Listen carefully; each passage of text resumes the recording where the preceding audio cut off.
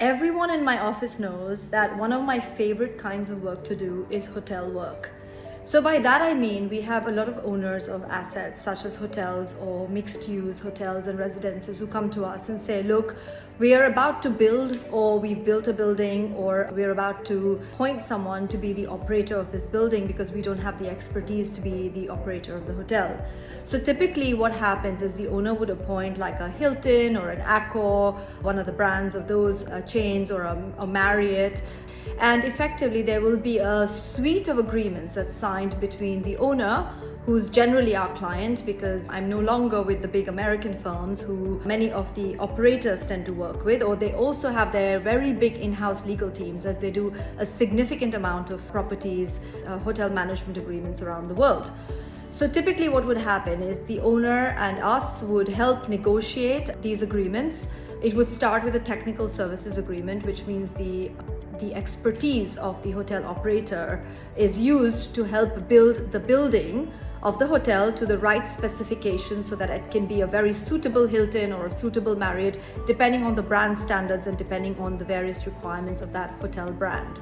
And then there would be hotel management agreements, there would be trademark license agreements for the use of the brand, and then there might be other agreements such as like a marketing agreement, because obviously the hotel uses its resources around the world to leverage on that to make sure that your property would get a lot of bookings and would be sort of on the top of the kind of the search engines, etc.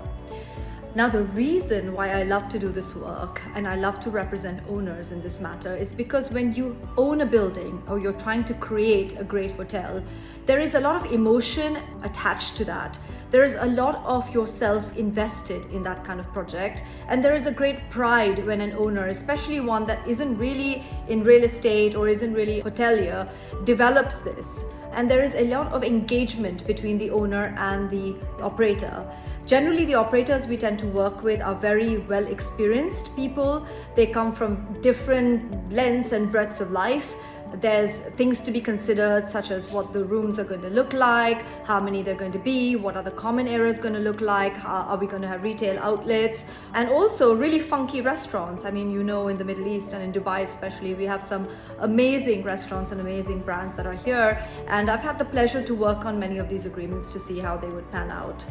So all in all, I'm a big fan of hotel work, and I think there's a lot to be said about negotiating good balanced agreements between owners and operators, because these agreements tend to be very, very long term, 25 years or 15 years and renewable for 10 or more. And that's a very, very long partnership. If you think about it, most JVs we work on don't last that kind of lifetime. But when you're dealing with a hotel owner and an operator, you need to bear in mind that it's going to be a very long-term relationship, and you need to nurture that, and you need to cherish that, and you need to reflect that in the agreements that you're writing.